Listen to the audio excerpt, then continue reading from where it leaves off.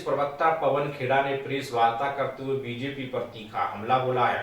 ना हम इसके पक्षधर हैं, ना हमने इस पे चर्चा की है, लेकिन मोदी जी को क्या चाहिए? निलके का सहारा तुम है ना, तुमको को निलके का सहारा चाहिए। मैं आपको एक बहुत बड़ा सा करूँ, आपने जानते होंगे पढ़े लिखे पत्रकार इनहेरिटेंस टैक्स सिन्हा जी जब इनके वित्त राज्य मंत्री थे तो लाने की चर्चा हो रही थी, हम इसका विरोध कर रहे थे। बिना इस देश में आम लोगों के साथ न्याय किया। 25 अमीर परिवारों का 16 लाख करोड़ माफ किया। ये फर्क है उनके और हम। वो 16 लाख करोड़ आप में से कई लोग जो टैक्स देते हैं उनसे छीना गया, मुझसे छीना गया, सीपी राय जी से छीना गया, अभय दुबे जी से छीना गया, गरिमा जी इनके पति सेना में है, इनसे छीना गया, हम सबसे छीना गया।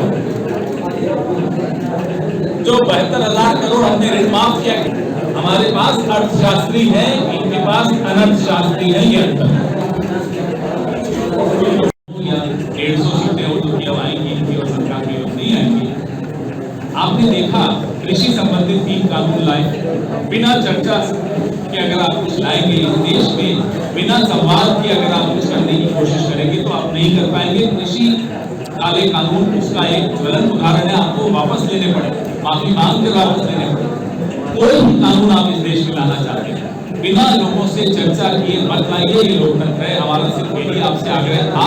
और हम जो भी सुधार करेंगे, जो भी आपने गलतियां की अगर उनको भी सुधारेंगे तो हम चर्चा के बगैर नहीं करेंगे। इसमें स्पष्ट लिखा है, सबकी सहभागिता से, सबसे चर्चा करके, सबसे संवाद स्थापित करके फिर हम कुछ करेंगे।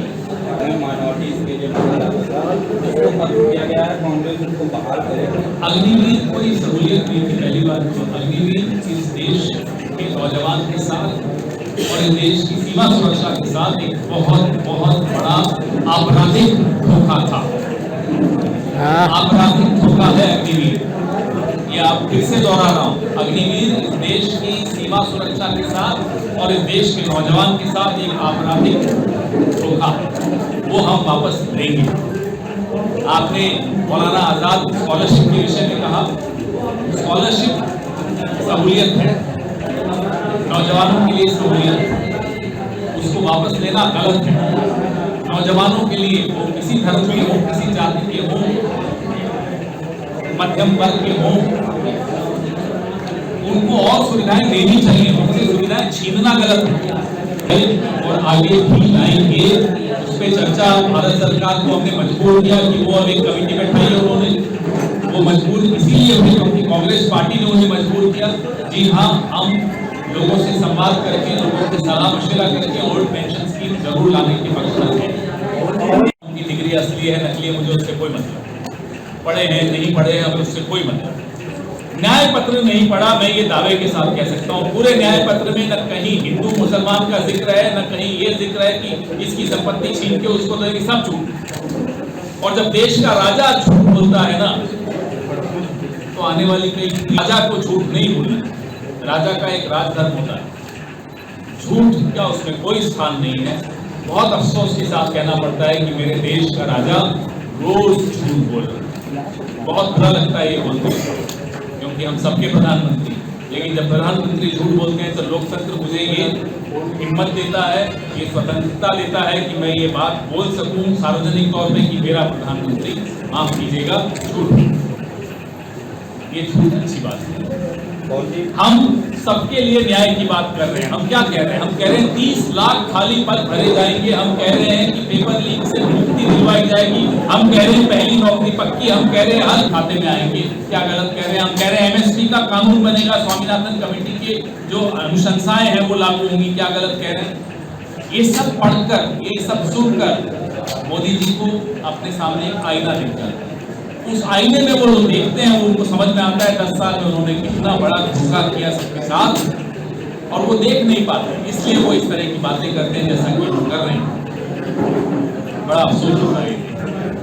लगता है कि अगर ये चुनाव हम लोग नहीं जीते और मोदी जी फिर जीत गए, जिस तरह से हम यहाँ बैठे हैं, यहाँ इतने सारे पत्रकार बैठे हैं, हम लोग सब बैठे प्रेस वार्ता कर रहे हैं, ये सब नहीं होगा, बंद हो जाएगा। आप लोग पत्रकारिता नहीं कर पाएंगे, हम लोग राजनीति नहीं कर पाएंगे, हम लोग जेल में होंगे और आप लोग अपनी EMI देने का संघर्ष कर रहे होंगे, अपने बच्चों की फीस का संघर्ष कर रहे होंगे। माफ कीजिएगा, ये दौर आने वाला है, दरवाजे तक आ चुका है ये दौर।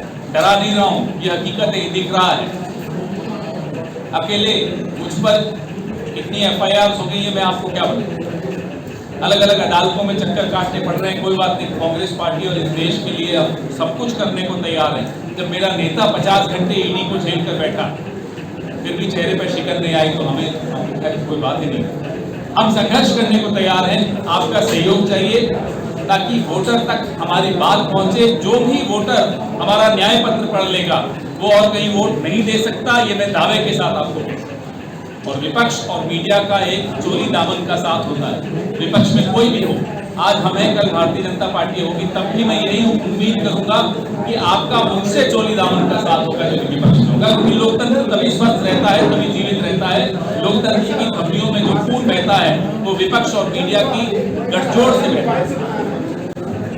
आप लोग बहुत निडर पत्रकार हैं, मैं जानता हूं, मुझे बताते हैं हमारे नेता यहाँ के CP राय साहब और हमारे अभय दुबे जी मुझे काम में यहाँ आने से पहले बोल रहे थे कि साहब यहाँ के मीडिया की आप खिंचाई मत करना, ये लोग बहुत निडर हैं, ये लोग ऐसे नहीं है जैसा कि आप नेशनल लेवल पे देखते हो। मैंने कहा नहीं साहब, मैं नहीं करने वाला खिंचाई, मेरी तो खिंचाई मीडिया वाले मैं नहीं कर सकता। आपके सवाल, आपका स्वागत।